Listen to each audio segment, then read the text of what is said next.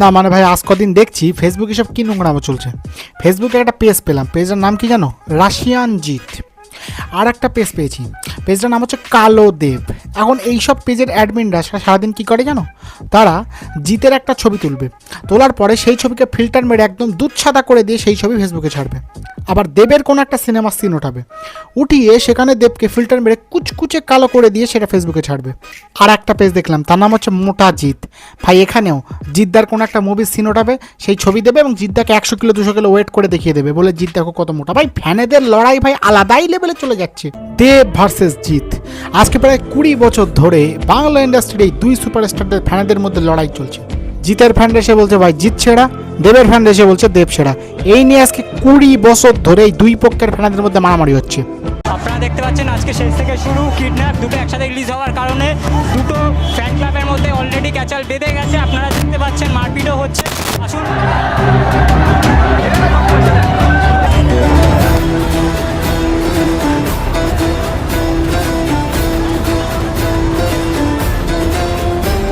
তো আজকের ভিডিওতে আমি আপনাকে প্রমাণ সহ দেখিয়ে দেবো যে দেব ভার্সেস জিত, এই দুজনের মধ্যে কার অ্যাক্টিং স্কিল ভালো এবং কে কোন দিক থেকে বেশি এগিয়ে। এখন বাংলা ইন্ডাস্ট্রির এই দুই সুপারস্টারের সিনেমায় তাদের আসার জার্নিটা তোমাদের সামনে তুলে ধরবো, যাতে তোমরা তার সাথে সহজেই রিলেট করতে পারো। তো প্রথমে জিতটাকে নিয়ে কথা বলি। জিতের পুরো নাম জিতেন্দ্র বাদনানি। তো জিতের জন্ম কলকাতাতে হলেও তার ফ্যামিলি কিন্তু বাঙালি ছিল না। জিদ্দার ফ্যামিলি সিন্ধি কমিউনিটির অন্তর্গত। আচ্ছা, এখন এই সিন্ধি কমিউনিটির লোকজন ব্যবসায়িক দিক থেকে যথেষ্ট উন্নত। তো জিতের মা বাবাও তাদেরও ফ্যামিলি বিজনেস ছিল, এবং জিদ্দা যখন কলেজে পড়াশোনা করতো তার মা বাবার স্বপ্ন ছিল যে ছেলে কলেজ শেষ করে আমাদের ব্যবসাতে হাত দিক। কিন্তু সেই কলেজের সময় থেকে না জিদ্দার অ্যাক্টিং খুব ভালো লাগতো, ক্রিয়েটিভ কিছু করতে খুব ভালো লাগতো। সে সবসময় চাইতো ভালো কিছু করবে, ক্রিয়েটিভ কিছু করবে, এবং সিনেমার ডায়লগ বলতে খুব পছন্দ করতো। এবং জিতের সিনেমার প্রতি এতটা পরিমাণে ভালোবাসা দেখে জিতের বন্ধুরা তাকে বলে যে তুমি সিনেমাতে গিয়ে একবার ট্রাই করে দেখতে পারো। এবং জিত অভিনয়ের একটা ইনস্টিটিউশনে ভর্তি হয় এবং সেখান থেকে একটা পরিচালক তাকে পছন্দ করে। এবং জিৎ দা তার ক্যারিয়ারের শুরুর দিকে বিষবৃক্ষ আর জন্মভূমি নামে কিন্তু দুইটা সিরিয়াল করেছিল। এবং 1995 সালের দিকে তিনি মুম্বাই বলিউডে চলে যান এবং সেখানে গিয়ে একের পর এক চেষ্টা করতে থাকেন, কিন্তু বারবার তাকে অডিশন থেকে রিজেক্ট করে দিত, তাকে সেখানে কেউ নিত না। অনেক চেষ্টার পরে তিনি শুধু একটা গানে অ্যাক্টিং করার সুযোগ পেলেন। বেওয়ফা তেরা মাসুম চেহারা ভুল জানে কে কাবিল নহি হ্যায়। এরপর একটা তেলেগু সিনেমাতে নতুন মুখ খুঁজছে, সেটা থেকে জিদ্দা সেখানে চলে গেলেন, অডিশন দিলেন এবং তিনি সিলেক্ট হয়ে গেলেন। এবং সেখানে তেলেগু ইন্ডাস্ট্রিতে তার প্রথম একটা সিনেমা রিলিজ পেল, সিনেমাটার নাম ছিল চান্দু। কিন্তু তার প্রথম সিনেমা বক্স অফিসে খুব বাজেভাবে ফ্লপ হয়ে যায় এবং জিদ্দা মন খারাপ করে কলকাতায় ফিরে আসেন। এবং সেই সময় কলকাতার পরিচালক হরনাথ চক্রবর্তী, তিনি কিন্তু তার সিনেমা সাথীর জন্য একটা নতুন মুখ খুঁজছিলেন। তো জিদ্দা আর একটা শেষ চেষ্টার জন্য হরনাথ চক্রবর্তীর কাছে গিয়ে অডিশন দিতে যায় এবং এইবার হরনাথ চক্রবর্তী পরিচালকের জিদ্দাকে কিন্তু পছন্দ হয়ে যায় এবং সাথী সিনেমার জন্য তিনি জিদ্দাকে কাস্ট করেন। এবং সাথী মুক্তি পাওয়ার সাথে সাথেই বাংলাতে সুপার হিট হয়ে যায়। জানি না কোথায় আছো তুমি কত দূরে, আমার মনের কথা যায় ভেসে সুরে। যদি পারো সামনে এসো, কাছে এসে ভালোবাসো। সেই 2002 সালে সাথী সিনেমা কিন্তু 2 কোটি টাকার ব্যবসা করেছিল, যা তখনকার সময় রেকর্ড পরিমাণ ছিল এটা বাংলা সিনেমার জন্য। এবং এরপর জিতের একের পর এক সব ব্লকবাস্টার মুভি আসতে থাকে। সঙ্গী, বন্ধন, শুভদৃষ্টি, প্রেমী, দুই পৃথিবী, বস, সাত পাকে বাঁধা, সুলতান। এবং জিত বাংলা কমার্শিয়াল সিনেমার অন্যতম একজন পোস্টার বয়ে পরিণত হন এবং জিত হয়ে ওঠেন বাংলার অন্যতম সুপারস্টার।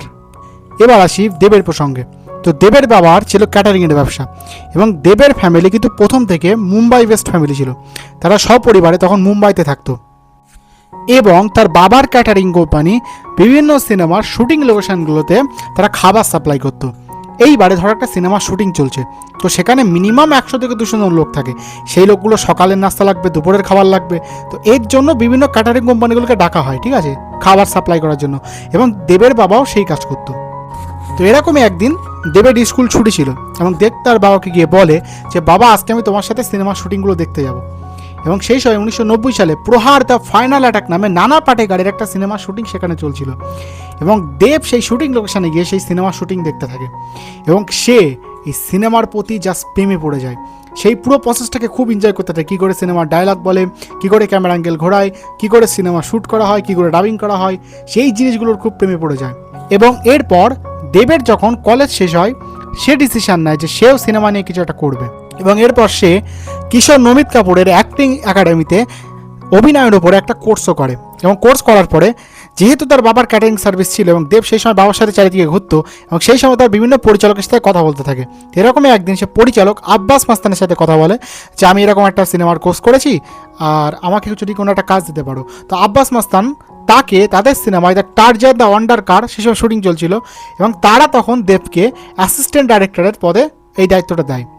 এবং এরপর দেব কলকাতায় এসে অডিশন দেওয়ার পর তার জীবনের প্রথম মুভি পেয়ে যান। সিনেমাটার নাম ছিল অগ্নি শপথ, কিন্তু বক্স অফিসে সিনেমাটা রিলিজ দেওয়ার সাথে সাথেই জঘন্যভাবে ফ্লপ হয়ে যায়। একটা জিনিস খেয়াল করছো, দেব এবং জিতের দুজনের কিন্তু প্রথম সিনেমা ফ্লপ হয়েছে, কিন্তু তারা হার মানেনি। এবং এরপর দেবের আর একটা সিনেমা আসে আই লাভ ইউ এবং এই সিনেমাটা বাংলাতে সুপার হিট হয়। তার মানে সামথিং সামথিং নাথিং নাথিং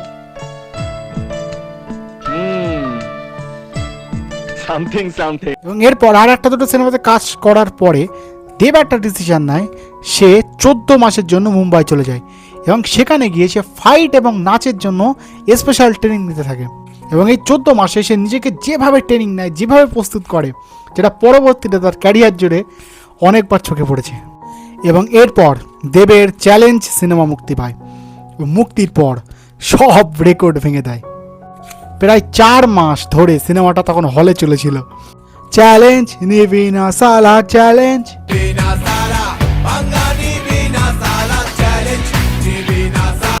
এবং এরপর দেবের একের পর এক সব সুপারহিট মুভি আসতে থাকে। পাগলু, খোকা বাবু, পরাণ যায় জলিয়ারে, রোমিও। এবং দেব আর জিৎ আমাদের জেনারেশনের বাংলা সিনেমার সবচেয়ে বড় সুপারস্টার হয়ে যায়।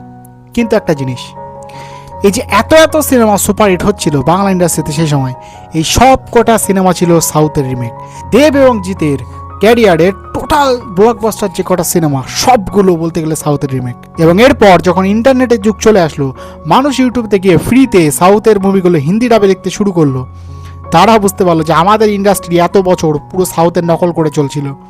তবে একটা জিনিস, বেশিরভাগ ফিল্ম ক্রিটিক্সের মতে দেব এবং জিতের মধ্যে কিন্তু জিৎ বেশি ভালো অ্যাক্টার দেবের চাইতে। কিন্তু তুমি যদি ইন্টেলিজেন্স ধরো বা মুভি সিলেকশনের ক্যাপাবিলিটি ধরো, সেইখানে দেব জিতের চেয়ে অনেকটা বেশি এগিয়ে আছে। দেবের ক্যারিয়ারকে যদি তুমি দেখো, হ্যাঁ দেব সেই সময় সাউথের রিমেক কমার্শিয়াল সিনেমা করেছে প্রচুর, কিন্তু দেবও তার নিজের ক্যারিয়ারে চাঁদের পাহাড়, পুনহাস, আরশিনগর, গোলান্দাজ এই জাতীয় বিভিন্ন আউট অফ দ্য বক্স মুভিও করেছে। এমনকি যখন দেবের কাছে সবসময় রিমেক সিনেমার স্ক্রিপ্ট আসতে থাকলো, সে তখন নিজের একটা প্রোডাকশন হাউস খুলে দেব এন্টারটেইনমেন্ট ভেঞ্চার্স, সেখান থেকে সে কবির, পাসওয়ার্ড, কিডন্যাপ, বাঘাযতীন, প্রজাপতি এই জাতীয় অরিজিনাল স্ক্রিপ্টের মুভি বার করতে লাগলো।